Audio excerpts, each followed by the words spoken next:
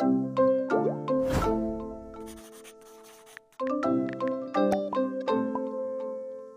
girls, welcome to the final episode of Girls Let's Talk.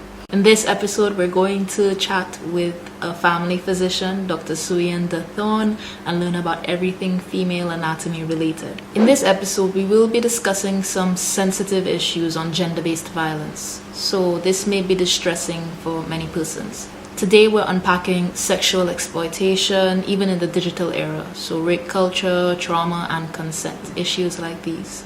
Child sexual exploitation is a common form of child abuse. When a child or young person is exploited, they're given things like gifts, money, drugs, status, and affection in exchange for performing sexual activities. Children and young people are often tricked into believing that they're in a loving and consensual relationship. This is called grooming. They may trust their abuser and not understand that they're being abused. Did you know that under the age of 16, any form of sexual activity with a minor is considered statutory rape? In St. Lucia and the wider Caribbean, sexual abuse, particularly amongst girls, is occurring in high numbers, with little being done to properly prevent and protect incidents like these from occurring. One way we can tackle this issue is by addressing rape culture. Number 1, blaming the victim, saying things like, she asked for it. Number 2, trivializing sexual assault, saying things like, boys will be boys. Number 3, sexually explicit jokes and tolerance of sexual harassment. Number 4, refusing to take rape accusations seriously. Number 5, teaching women and girls to avoid getting raped instead of teaching men not to rape. For girls, it may be difficult to advocate for themselves because of the risk of reporting cases of abuse, especially where the perpetrators are known to them, so family members, friends of family, etc.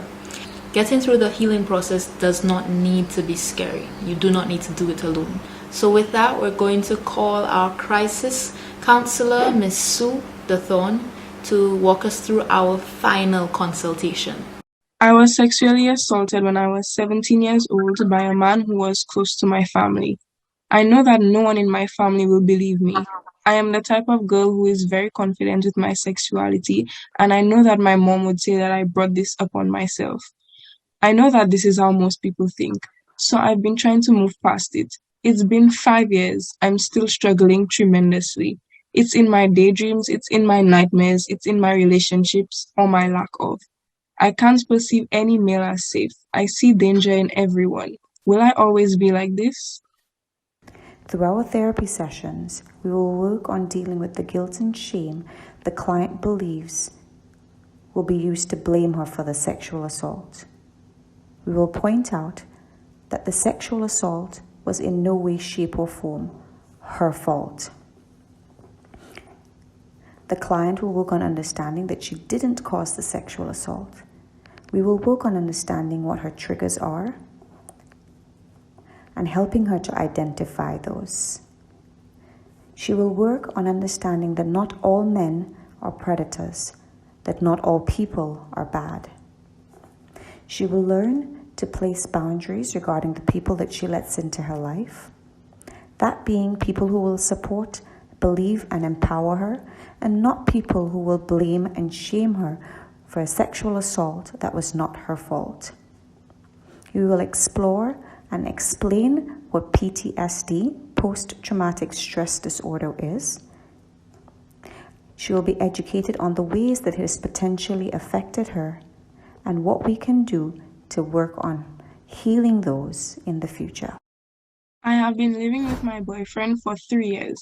A couple of nights ago, it was our anniversary. Unfortunately, I came home feeling really under the weather, and after apologizing profusely, I told him that I was headed straight to bed. However, he forcefully initiated sex after I told him I really didn't feel like it. It was the first time he had ever done something like that. Since then, I haven't been able to look at him the same. When I tried to bring it up, he dismissed it, saying that it was our 3-year anniversary and that we had had sex plenty of times before. I can't help but feel he has a point, but at the same time, I feel betrayed. Am I wrong, or is he?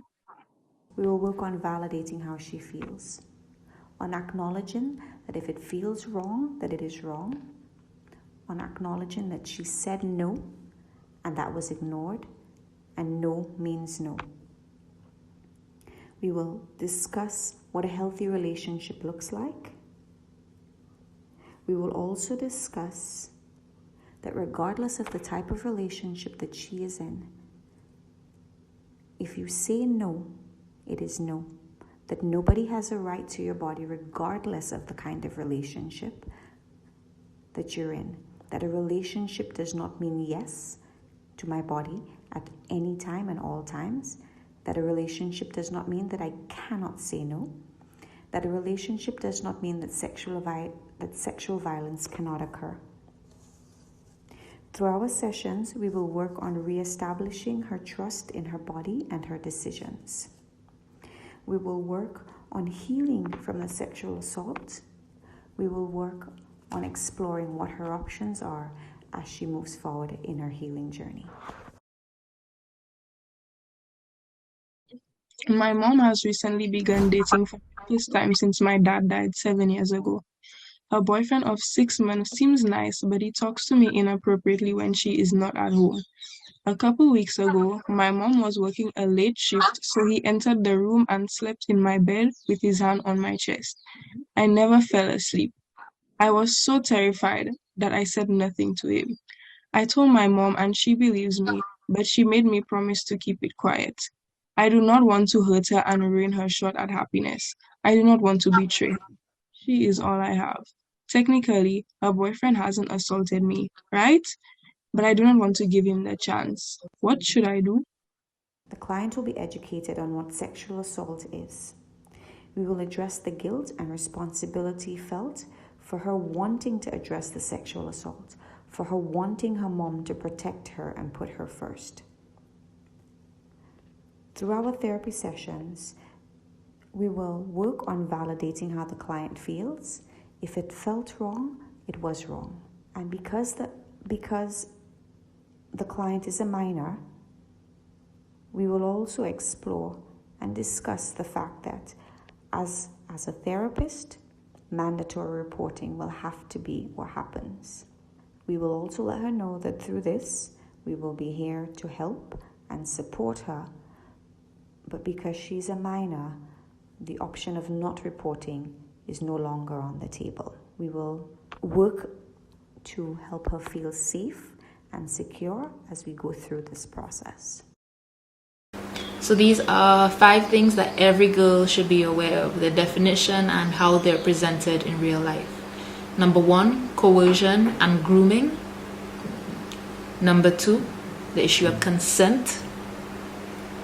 Number 3, support services and getting help. Number 4, sexual harassment. Number 5, rape culture. Before we leave, remember to be extremely mindful of the content you put online. Risky behavior such as sexting or sharing of sexualized content can expose you to risk of blackmail, harassment, and humiliation. Secondly, spending more time online may increase the chances that you will come into contact with online predators who seek to sexually exploit young people. So really be careful out there, girls. So we're at the end of our final episode, the final seconds of this episode of this IGTV series, Girls Let's Talk. Special thanks to Girls of a Feather for reaching out to me and allowing me to be their host. It was thrilling. For those of you who watched from episode 1 to episode 3, thank you so much. If you're a new viewer, make sure you go back to episode 1 and episode 2 to see what we discussed. Thank you again so much for your patience, your time, and your listening ears. I hope you learned a lot. Be sure to go on to Girls of a Feather's website, girlsofafeather.org/telehealth, to book your appointment with all of these professional counselors that we've been meeting with over the past week. Thank you. Bye-bye. Ash spoke.